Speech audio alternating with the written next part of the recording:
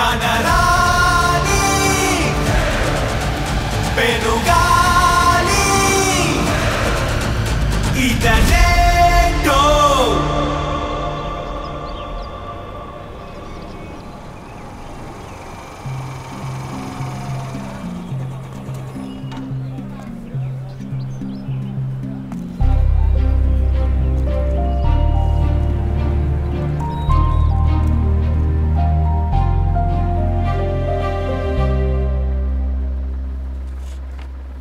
అంతా కరెక్టే, కానీ నీకెవరూ రిఫరెన్స్ లెటర్ ఇవ్వలేదు కదమ్మా. సార్ ఉంది కదా సార్.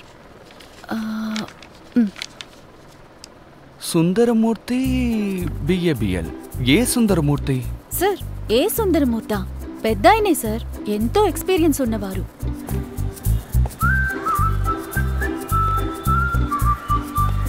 ఓ ఆ నోటరీయా?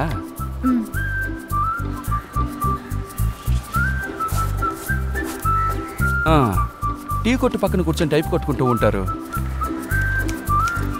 ఆయనే కదా? ఏమ్మా, ఆయనే ఖాళీగా ఉంటారు. ఆయన రికమెండేషన్తో వెళ్తే ఎవరు నేను చేర్చుకుంటారు? సార్ ఆయన మనిషి చూడటానికి అలా కనిపిస్తుంటారు. సెక్షన్లు అడిగితే దుమ్ము దులిపేస్తారు. కేసు తీసుకోవడం ఇంట్రెస్ట్ లేకే అలా సరదాగా రిలాక్సింగ్ ఊరికే ఆ చెట్టు కింద కూర్చున్నారు. I'm right? అంతేకాదు, ఆయన కోర్టు రూమ్లోకి వచ్చి వాదించమంటే నోటితోటే టైప్ కొడతారు. సార్ కావాలంటే చూడండి, ఆయన కోర్టులోకి వచ్చి వాదించారంటే అందరూ అద్దరిపోతారు. ఓ మంచిది, అయితే ఆయన దగ్గరికే వెళ్ళి జాయిన్ అవ్వమ్మా.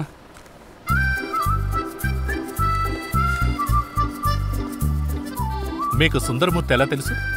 సార్ మూట్ కోర్ట్ సెషన్లో ఏదైనా డౌట్ ఉంటే ఆయన్నే అడుగుతూ ఉంటాను. ఆయన లీగల్ నాలెడ్జ్ ఛాన్సే లేదు. మూట్ కోర్ట్ అంటే?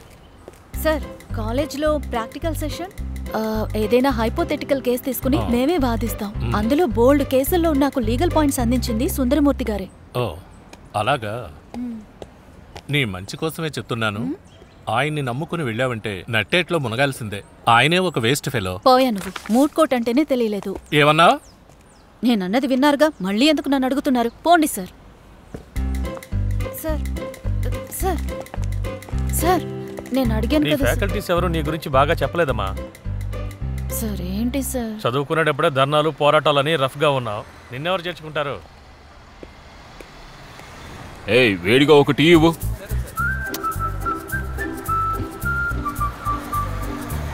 ఏంటి రోజు మీ ఆఫీస్ ని తుడిచి శుభ్రం చేయాలా? సార్ నేను లాయర్ని. నేను జూనియర్ గా ఉన్నప్పుడు టాయిలెట్లే కడిగాను.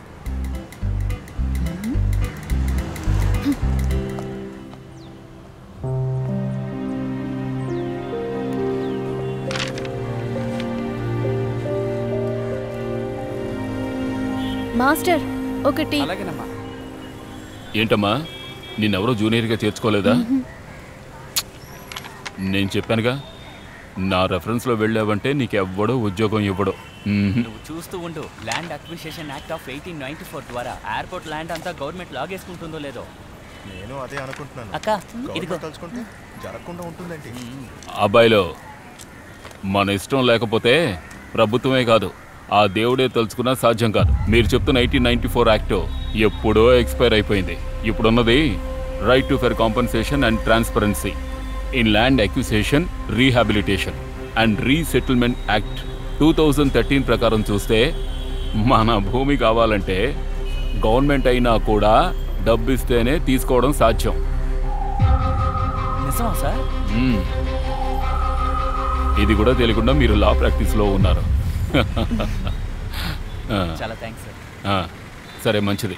ఇదిగో అబ్బాయి, అకౌంట్లో రాసుకో. సార్ ఏంటమ్మా? నన్ను జూనియర్గా చేర్చుకోండి. చూడమ్మా, నేను చేసే పని టైప్ కొట్టడమే కదా. నా దగ్గర నువ్వు అసిస్టెంట్గా చేరావంటే పేపర్లు అందించే పనే ఉంటుంది. దానికి జీతం ఇవ్వడం అంటే కష్టమే, భోజనం మాత్రమే. సార్ నువ్వే ఆలోచించుకో. అబ్బాయి వస్తాను. ఏమ్మా, పోనీ నన్ను రికమెండ్ చేయమంటావా? సారీ బాబు, కూర్చో. టీ తాగుదామని వెళ్ళాను. మీకున్న తెలివికి కోర్టులోకి వెళ్ళి వాదిస్తే మీరే నంబర్ 1. కేసులు పట్టుకురావడం నాకు వదిలేయండి. ఏమంటారు? నువ్వు పని చేయి, ఒక మంచి లాయర్ని చూసి నువ్వు ఉద్యోగంలో చేరు. నేనే నీ కేసులు పట్టుకొచ్చిస్తాను, కానీ కమిషన్ మాత్రం కరెక్ట్గా వచ్చేయాలి. ఓకేనా? వెళ్ళమ్మా, వెళ్ళు వెళ్ళు. నీ పేరేం చెప్పారు? తమిళ రసన్.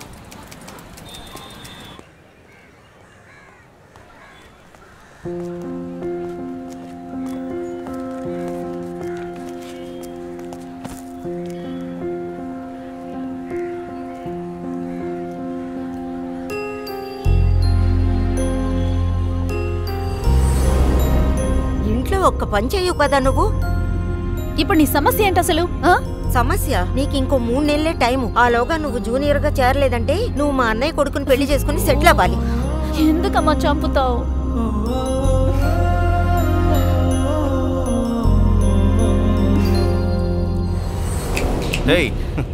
ఏంటి జూనియర్, నీకెవరు ఉద్యోగం ఇవ్వలేదా?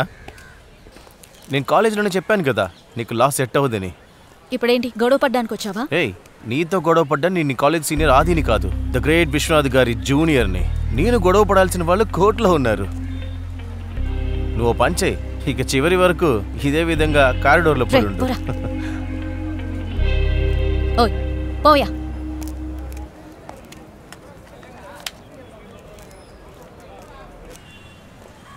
ఏంటి సార్, కొంప ముడిగిందా? ఏంటి సార్, ఇంకా టీ తాగలేదు, చల్లారిపోయింది. ఏవయ్యా సార్కి ఇంకో టీ ఇవ్వు, కాస్త వేడిగా. పోయిన వారం కూడా ఇలాగే చెప్పావు. నువ్వు వడ్డీ ఇవ్వకపోతే నేను ఎలా బతకాలయ్యా? సార్ త్వరొస్తున్నాడు సార్, వాడితో ఎలా పడతారో మీరే చూసుకోండి. ఏంటి సార్, ఎక్కడికో ఎస్కేప్ అయిపోతున్నట్టున్నారు? అరే అటువంటిదేం లేదు, ఓ డాక్యుమెంట్ జెరాక్స్ కావాలి. మీరు తీసుకున్న డబ్బు కూడా వడ్డీ మీద వడ్డీలాగా జెరాక్సుల్లో పెరిగింది. వారం రోజుల్లో ఇస్తానన్నారు, సంవత్సరాలు గడిచిపోయాయి. అసలు కంటే వడ్డీ పెరిగిపోయింది. వడ్డీ రాలేదు, అసలు రాలేదు. ఇచ్చే ఉద్దేశం ఉందా లేదా అసలు? లేదంటే నేను వచ్చినప్పుడల్లా ఇలా ఎస్కేప్ అవుతూ ఉంటారా? నేను ఇవ్వకుండా ఉంటానా? నువ్వు అలా అరిచి మాట్లాడుకో. ఏంటి, నేను అరిచి మాట్లాడుతున్నానా? ఇంకా నేను అరవడం మొదలట్లేదు. నేను అరిస్తే బాగోదు కూడా.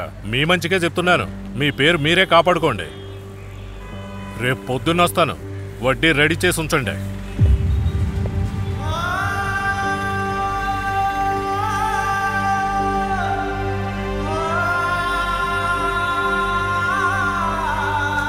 ఏంటయ్యా నీ క్లయింట్ మరీ కంగారు పెడుతున్నాడు. అవును. నమస్కారం సార్. నమస్కారం సార్. కానీ నీ క్లయింట్కి మరీ దురాశ. నెల అయింది ఇంకా కేసు పూర్తవలేదని అంటున్నాడు. అదేగా, తీర్పు ఏమైనా కొట్లో సరికా కొనుక్కోవడానికి ఎప్పుడు ఇవ్వాలో అప్పుడే ఇస్తారు. అవును, పోయిన నెల కోర్టు ముందు ఒకడు ఆత్మహత్య చేసుకుని చచ్చాడు. ఎవరైనా పట్టించుకున్నారా? మాట్లాడమంటే తెల్లారే వరకు మాట్లాడతారు. అవును, నిజమే. ఏం చేస్తాం?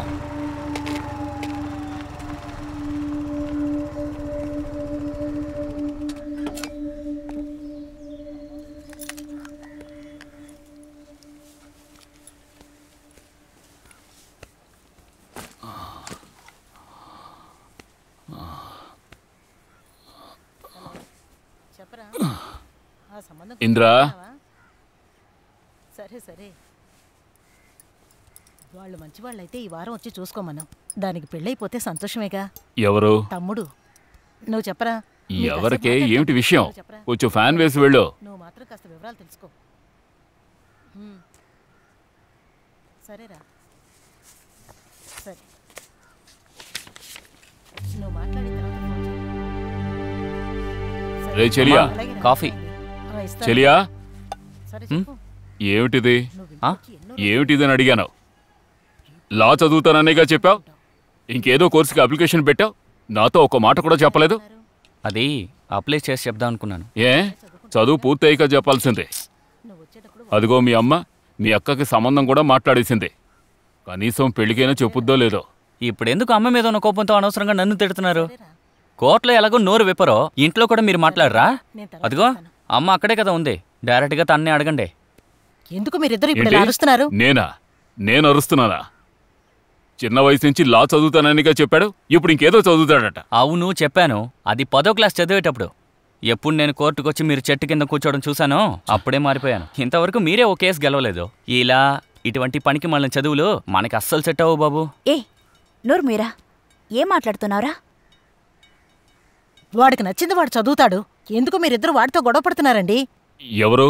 బావుందే, నీ కొడుకుతో నేను గొడవ పడుతున్నానా? వాడే నన్ను గౌరవించకుండా వాగుతున్నాడు. ఏం గౌరవించలేదు? ఎక్కడ గౌరవించావు? నీ తండ్రిని ఇంకా బతికే ఉన్నాను కదా, నన్ను మాట్లాడగాలని నీకు అనిపించలేదు కదా. నీ ఇష్టం వచ్చాడు ఏమైనా చేయడానికి ఇంకా నేనెందుకు ఇక్కడ ఉండాలి? ఇది తమరు కొంపేనండి. ఈ డొక్కులో దిక్కుమాలిల్లు తమరిదే. ఇక్కడ మీరే ఉండండి, నేను వెళ్తాను. ఊరుకోమా, అసలు నేను ఒక్క కేసు. ఏమిటమ్మా వాడు అలా మాట్లాడుతున్నాడు? మరి ఎలా మాట్లాడమంటారు? నేను మీలా ఫెయిల్యూర్ లాయర్లా జీవితంతో జీరోగా బతకలేను. ఒక్క కేసు గెలిచి చూపించండి, తర్వాత నేను అప్లికేషన్ మార్చుకుంటాను. మీ వల్ల కాదుగా. మా తప్పకోమా.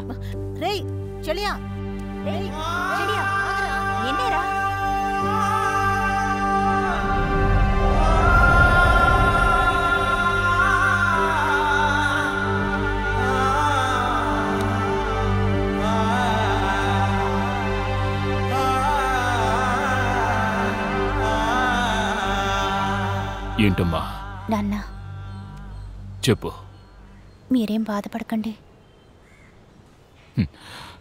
నాలాంటి ఫెయిల్యూర్స్కి దిగులు, కోపం, బాధ ఇటువంటి బేసిక్ ఫీలింగ్స్ చూపించడానికి అర్హత లేదమ్మా. ఏమిటి నాన్న? లేదమ్మా, నేను ప్రాణంలా గుండెల మీద వేసుకుని పెంచిన నా బిడ్డ నేను ఫెయిల్యూర్ నట్టున్నాడమ్మా. వాడి మాటలు పట్టించుకోకండి. అందరికీ అన్ని ప్రతిభలు ఉండవు కదా. ఒకరికొచ్చింది ఇంకొకరికి రావాల్సిన అవసరం లేదు. మీకెంత సత్తా ఉంటే అంతేగా సాధ్యం అవుతుంది. ఓహో, అంటే మీ నాన్న కోర్టులో వాదించడం రాదని నువ్వు అయ్యో, నిర్ణయించుకున్నావా? నా ఉద్దేశం అది కాదు. నన్ను కాస్త ఒంటరిగా వదిలేయమ్మా. వెళ్ళమ్మా, వెళ్ళు.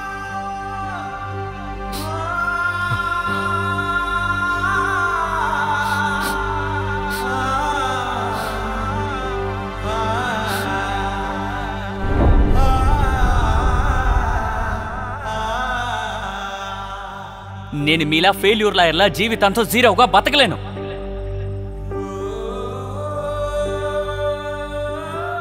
మీకెంత సత్తా ఉంటే అంతేగా సాధ్యం అవుతుంది.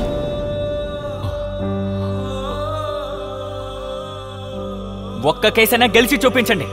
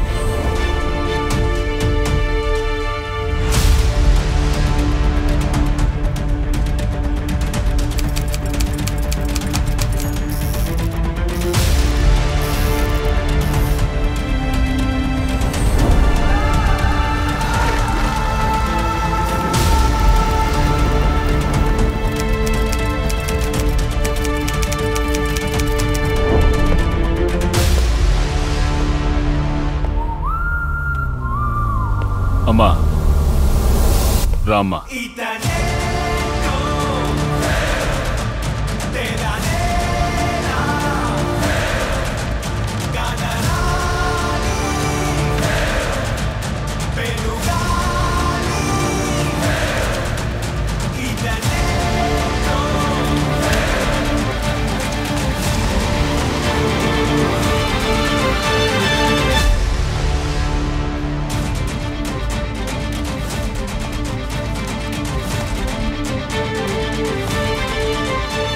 సుందరమూర్తి గారు ఇలా వచ్చారు?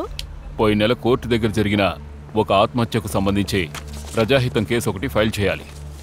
నిక్షేపంగా ఫైల్ చేయొచ్చు. ఎవరు కౌన్సిల్? నేనే. నా కో కౌన్సిల్. సంతకం పెట్టి సీల్ వేయించుకుని తీసుకురా.